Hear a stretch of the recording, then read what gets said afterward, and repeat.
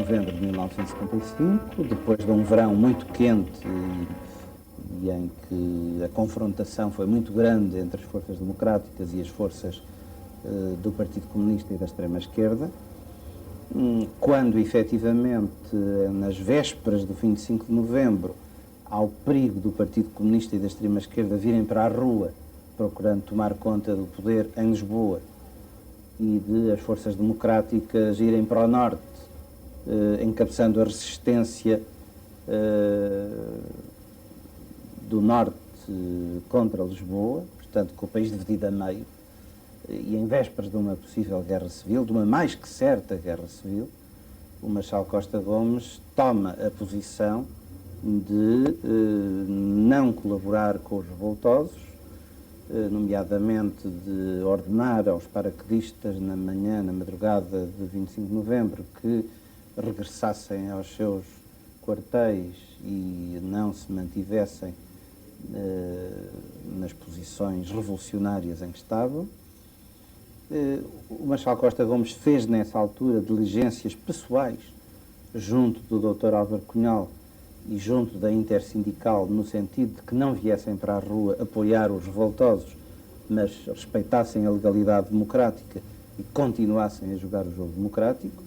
E a minha convicção pessoal é de que essa intervenção do Marechal Costa Gomes foi também decisiva. Costa Gomes chama a si o comando de todas as forças militares e declara o estado de sítio, mas opõe-se sempre ao confronto armado.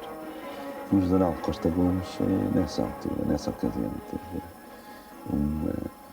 foi muito importante em evitar uma guerra civil, porque conseguiu conciliar as duas fações, as várias fações, bastante, portanto, com a sua habilidade política já nessa altura, porque já tinha vivido tanto desde tenente-coronel, que já tinha vivido muitas situações, já tinha aprendizagem política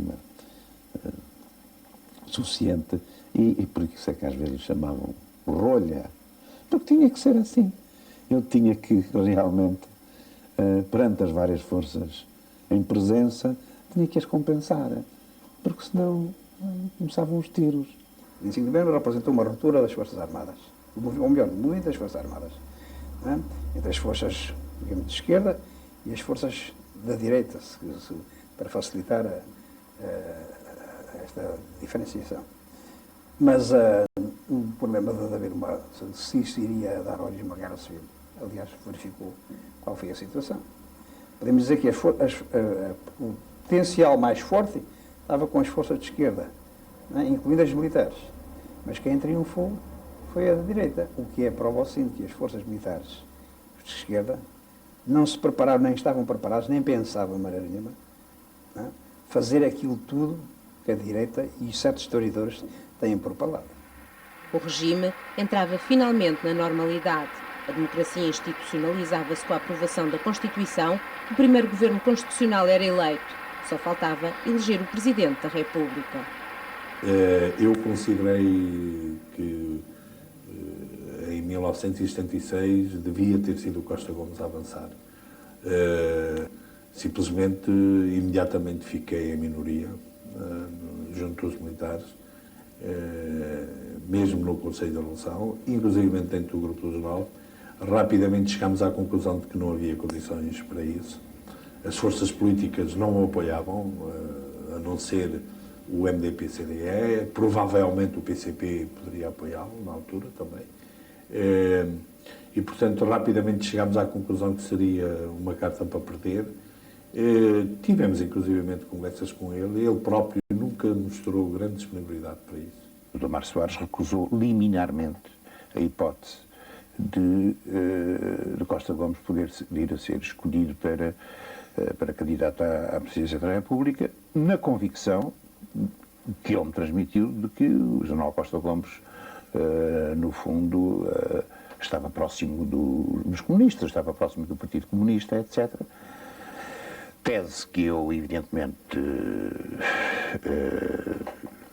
contrariei o mais que pude, mas eu não consegui convencer o Dr. Dr. Mário Soares, porque, entre outras coisas, quando o Dr. Mário Soares mete uma coisa na cabeça, dificilmente atira, não é? O PSD, nas primeiras eleições presidenciais, estava claramente interessado numa outra linha, ainda que militar, mas não na continuação em funções do Marcelo Costa Gomes.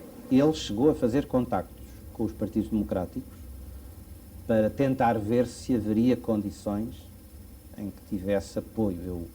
Ele teve uma conversa comigo em que, sem pedir o apoio do CDS para a sua candidatura, analisou comigo, digamos, as diferentes hipóteses de candidaturas e não excluía, a priori, a hipótese de ser candidato.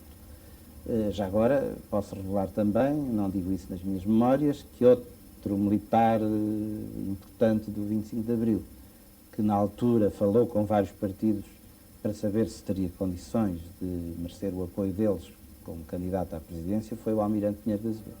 Ramalhianes é eleito e Costa Gomes sai para sempre da cena política nacional. Em 81, é distinguido com o posto de Marechal, mas as suas ligações ao Conselho Mundial da Paz acabam por lhe dar a imagem de elemento indesejável numa democracia que se cria ocidental e moderna. Eu acho que foi um erro político grave do General Costa Gomes e disse-lhe a ele diretamente. E disse-lhe a ele numa altura em que ele, um pouco ingenuamente, porque ele tem esse traço de ingenuidade também muito marcado, um pouco ingenuamente me pediu ajuda no sentido de participar com ele